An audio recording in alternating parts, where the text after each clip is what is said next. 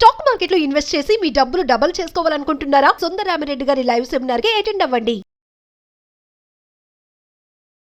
Hello నమస్తే, welcome to Suman TV. మనతో పాటు స్టూడియోలో రాజేశ్వరి అమ్మగారు ఉన్నారు. వీరితో ఈరోజు కొన్ని విషయాల గురించి మనం చర్చిద్దాం. అమ్మ నమస్తే. అమ్మ నమస్తే అమ్మ. అమ్మ, ఇప్పుడు జరిగే ప్రతి ఎప్పుడు రోజు ఏదో ఒక సంఘటన చూస్తూ ఉంటాం. అది అంటే ఆడవాళ్ళ పైన కానీ మగవాళ్ళ పైన కానీ అదేదో అంటే బయట వేరే పర్సన్స్ చేసే కంటే కూడా ఇంట్లో అంటే ఫ్యామిలీ పర్సన్సే ఎక్కువ దాంట్లో ఇన్వాల్వ్ అయి ఉంటున్నారు. ఇప్పుడు చూసుకుంటున్నట్లయితే మనకి ఇప్పుడు అంటే పక్కింటి వాళ్ళని కానీ లేదంటే తల్లి కూతురు తండ్రి అని లేదంటే అన్నా చెల్లి అని కానీ వదినా మరిది అని కానీ గుర్తొచ్చి ఇలాంటి రిలేషన్షిప్స్ అసలు వాటికి ఏం ఇంపార్టెన్స్ ఇవ్వకుండా ఆ రిలేషన్షిప్స్ ని మర్చిపోయి కూడా రీసెంట్ గా ఒకటి చూసాం, అత్త అల్లుడు, దాని గురించి కూడా మనం మాట్లాడుకున్నాం. ఇలాంటి రిలేషన్షిప్స్ గురించి కూడా అంటే వావర్సలకి కూడా ఎలాంటి వాల్యూ ఇవ్వకుండా ఓన్లీ శారీరకంగా రిలేషన్షిప్ కోసమే ఇంపార్టెన్స్ ఇస్తున్నారు. ఎందుకు ఇలా జరుగుతుంది అంటారు? అసలు ఎట్లా పోతుంది అంటారు? అది చెప్పాలంటే పెర్వర్షన్ ఏమో అనుకుంటాను నేను. అంటే పెర్వర్టెడ్ గా అయిపోయినప్పుడు మనుషులు వాళ్ళకి అంటే ఉచ్చ నీచం అనేది మర్చిపోతారు.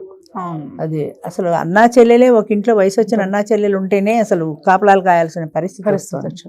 ఎందుకు ఇలా మారిపోతున్నారంటే ఒకటి పెర్వర్షన్ అయి ఉండాలి, లేదా సైకలాజికల్ డిజార్డర్ అయి ఉండాలి. అది సైకాలజిస్టులు అయితే బాగా చెప్పగలుగుతారు. కానీ ఎక్కువగా అంటే దేనికి ప్రయారిటీ ఇస్తున్నారు వాళ్ళు? సెక్స్కి ప్రయారిటీ ఇస్తున్నారు. టు బీ ఫ్రాంక్ చెప్పుకోవాలంటే ఈ రిలేషన్స్లో వాళ్ళు సాధిస్తున్నది ఏంటి? వాళ్ళ సంతృప్తి దేనికోసమని? సెక్స్ కోసమే కదా. ఈ భర్తతో సుఖంగా లేదు, లేదా ఈ వీళ్ళతో బాగుంది, వీళ్ళతో అయితే నాకు హ్యాపీగా లేదు అని భర్తను చంపేసిన, పిల్లల్ని చంపేసిన వెళ్ళిపోతున్నారు. కన్న బిడ్డల్ని ఎలా చంపగలుగుతున్నారు? 4 రోజుల్లో పెళ్లి పెట్టుకుని కూతురికి ఇవ్వాల్సిన అల్లుడితో అత్తగారు రిలేషన్ ఎలా పెట్టుకుంది? వాడికి 25 ఏళ్ళు, ఆవిడికి 40 ఏళ్ళు. ఈ వయసు మర్చిపోయి వాటితో ఎలా వెళ్ళగలుగుతుంది? తనకంటే చిన్నవాడిని చూసినప్పుడు తన తమ్ముడు తన కొడుకో గుర్తురారు ఆవిడకి. ఆ ఈడు కూతురున్నప్పుడు ఆ ఈడు కొడుకు గుర్తు రావాలి కదా. అది పోయి వాడు ఒక మగవాడని ఎలా గుర్తొస్తుంది? అంటే 40 ఇయర్స్లో కూడా ఈమెలో ఇంకా సెక్స్ కోరికలు చావలేదు. అందుకని కూతురు కాపురం నాశనం అయినా సరే, కూతురు జీవితం నాశనం అయినా సరే తన సుఖం తను కోరుకొని వెళ్ళిపోవాలనుకుంది. వదినా మరిది అంటే కూడా అమ్మతో తల్లి కింద సమానం అంటారు. ఇప్పుడు అవి కూడా రిలేషన్షిప్స్ అసలు లేదు. అది కూడా పోయింది. అన్నీ పోయినాయి అమ్మా. ఎలాంటి సెక్స్ తప్ప ఇక వేరే రిలేషన్స్ ఏమీ లేవు. ఎవరితో ఎవరి తండ్రి కూతురు కానీ అన్నా చెల్లెలు కానీ అనకూడదు. కానీ అసలు ఈ బాంధవ్యాలకి అసలు అర్థమే లేకుండా పోయింది. ఎందుకు ఆలోచన వయసు ఒకటే. అదే చెప్తున్నా కదా, ఒకటి పెర్వర్షన్, 2 సైకలాజికల్ డిజార్డర్. అంతే. సెక్స్కి ఇస్తున్న ప్రాధాన్యత దేనికి ఇవ్వట్లా. అయితే అర్థం కాని విషయం ఏంటంటే ఇది ఎన్నాళ్ళు ఉంటుంది ఈ వేడి, ఈ మోజు? ఒక 10 ఏళ్ళు, ఒక 15 ఏళ్ళు, 25 ఏళ్ళకి బయటకు వెడితే 50 ఏళ్ళ తర్వాత, 50 ఏళ్ళ తర్వాత, 60 తర్వాత, 70 తర్వాత కూడా ఇంకా సెక్స్ కోరికలు ఉంటాయా? చేయగలుగుతావా? నీకు ఆ సామర్థ్యం ఉందా? ఆడదానికైనా మగవాడికైనా. అది ఎందుకు ఆలోచించారు? ఎప్పుడో 70 గురించి ఎందుకు? ఇవాళ 25లో ఎంజాయ్ చేయి అన్నదే ఆలోచిస్తున్నారు. కానీ 70 తర్వాత మనం ఏం చేస్తామన్నది ఆలోచించట్లా. 70 తర్వాత గురించి ఎందుకు? ఇవాళ హ్యాపీగా ఎంజాయ్ చేయి. ఇవాళ హ్యాపీనెస్ తప్ప రేపు అన్న దాని గురించి వాటి గురించి కూడా కాదు. ఈ మూమెంట్ హ్యాపీగా ఎంజాయ్ చేసి మాట్లాడుతున్నారు అంతే. రేపు ఎలా ఉంటుందో తెలియదు, హ్యాపీగా ఉంటున్నావా లేదా అని అంతే. ఆ హ్యాపీగా ఉండటంలో కూడా ఉచ్చం నీచం మర్చిపోతున్నారు. భావి వరుసలు మర్చిపోయి, అంటే ఎవరు ఎలాంటి వాళ్ళు అన్న సంగతి మర్చిపోయి సెక్స్కే ప్రాధాన్యం ఇస్తున్నారు. అందులోనే హ్యాపీనెస్ చూసుకుంటున్నారు తప్ప అది కాకుండా కూడా ప్రపంచంలో ఆనందాలు చాలా రకాలు ఉన్నాయన్న విషయాలు మర్చిపోతున్నారు. ఆడైనా అంతే, మగైనా అంతే. ఒకప్పుడు మగవాళ్ళే ఎలా ఉండేవాళ్ళు అనుకునేవాళ్ళు, ఇప్పుడు ఆడవాళ్ళు కూడా అదే స్థాయికి కాంపిటీషన్ కొన్నారు ఇప్పుడు. అంతే. మగవాళ్ళతో పాటు ఆడవాళ్ళు కూడా అదే స్థాయికి వచ్చేసారు. అందుకని రిలేషన్స్ కంటే, బంధాల కంటే అసలు పూర్వం అయితే ఒకే ఇంటి పేరున్న వాళ్ళకి పెళ్లి చేసేవాళ్ళు కాదు. అంటే సగోత్రీకులకి పెళ్లి చేసేవాళ్ళు కాదు. ఒకే గోత్రం అన్నవాళ్ళు అంటే వాళ్ళ పూర్వీకులు ఎవరో ఆ గోత్రంలో ఉన్నవాళ్ళు ఉన్నారు, ఆ రక్త సంబంధికులు. అంటే వాళ్ళు అన్నా చెల్లెలు వరుస అవుతారు. ఎప్పుడో ఎన్ని తరాల వెనకాలన్నా సరే. అందుకని స్వగోత్రీకులకి పెళ్లి చేయరు. అంటే అంత నియమనిష్టలతో పాటించారు ఇవన్నీ. ఈ రిలేషన్స్ అన్నీ కూడా వాళ్ళ గోత్రంతో ఉన్నవాడు తాత ముత్తాతలో ఎవడున్నా సరే వాడు అదే గోత్రం వాడు అంటే అదే అన్న చెల్లెలతో సమానం అవుతారు. వాళ్ళకి పెళ్లిలా చేస్తామని అలాంటి నియమాలు, నిష్టలు, అది ఇంకా ఏంటి గోత్రం ఒకటే కాదు, ఇంకా ఏవో చాలా ఉన్నాయి అందులో. అలాంటి వరుసలు లేని వాళ్ళకి అసలు పెళ్ళిళ్ళే చేసేవాళ్ళు కాదు. వదినా మరుదులు కానీ, అన్నా చెల్లెలు కానీ, ఇంకా అత్త అల్లుడు కానీ, ఆడా మగ ఇది ఒకటే. ఇక రిలేషన్స్ ఏం లేవు, లేదు, అన్నా చెల్లెలు అంతే. కానీ తండ్రి కూతురు ఈ రిలేషన్స్ లేవు, ఆడ మగ అంతే, వాడు మగాడు వీడు ఆడది, ఈ రెండు కలిస్తే ఆనందం, అదొక్కటే తప్ప వేరే అసలు ఇతరత్ర ఆనందమే లేదు ప్రపంచంలో. ఈ రెండింటికి ఆనందం ఈ సెక్స్ కోసమని. ఎన్నాళ్ళు ఇది అంటే మరి వాళ్ళ బ్రెయిన్లో దానికి సంబంధించిన అదేమన్నా సర్ప్రెస్ చేయాలో, అదేమన్నా అగ్రివేట్ అయిపోతుంటుందో, వాళ్ళని వాళ్ళు కంట్రోల్ చేసుకోవాలని అగ్రివేట్ అయిపోతుందేమో అనుకుంటాను నేను. అంటే చాలా మందిలో ఉంటుంది కదమ్మా.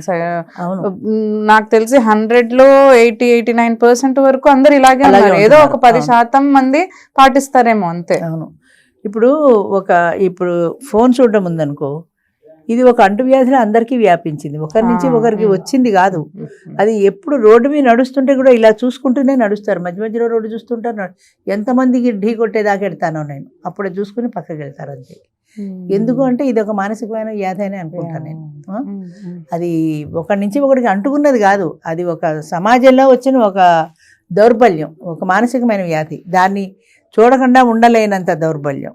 ఏదైనా ఎమర్జెన్సీ ఉంటే చూసుకోవచ్చు, తప్పలేదు, ఒక చోట నిలబడి చూసుకోవచ్చు కదా, నడుచుకుంటూ ఎందుకు. అంచేత ఈ ఫోన్ ఎలాగో ఇంకా ఇలాంటి దురలవాట్లు చాలా ఉన్నాయి కదా, టీవీలో, సినిమాలో, పబ్లో, ఇవేవి కూడా మానలేని మానసిక బలహీనత. ఈ బలహీనతని జయించాలి, దీన్ని ఏమైనా సరే తొక్కి పెట్టాలనే ఉద్దేశం ఎవరికీ లేదు. అది చూసుకుంటే నాకు ఆనందం అంతే. నా ఆనందాన్ని నేను ఎందుకు మనకు, మా డ్రైవర్లు ఉన్నారు, వాళ్ళు కూడా తలుపులన్నీ వేసేసుకుని అందులో కూర్చొని టీవీ చూసుకుంటూ ఉంటారు, ఫోన్ హాయిగా బయట గాలిస్తూ కూర్చోవచ్చు కదా అంటే, అదేంటి వాడైతే సీక్రెట్ చూసుకుంటున్నాడు, అందరూ చూడకూడదు, అందుకని అందులో కూర్చొని మాట్లాడుకుంటూ ఉంటారు, అందులో కూర్చొని చూసుకుంటూ ఉంటారు. ఎవ్వరు చూడకూడనిది అనే సీక్రెసీ ఎందుకు మెయింటైన్ చేస్తున్నాను అని అనుకోరు, అంతే. నా ఇష్టం, ఎవరు చూడకూడదు, నాకు ఇందులో ఉంటే ఆనందం ఉంది, అలా ఉంటారే కానీ 10 మందిలోనూ ధైర్యంగా నిలబడాలి అనే అసలు ధైర్యమే లేదు. చెప్పాలంటే ఒక మాటలో చెప్పాలంటే ఎవరికీ ధైర్యం లేదు. ప్రతి వాళ్ళు పిరికి వాళ్ళే. దేనికి ఒక సమస్య వస్తే ఫేస్ చేసే ధైర్యం లేదు, ఒక ఏదైనా ఇబ్బంది వస్తే దాన్ని ఎదుర్కొనే ధైర్యం లేదు.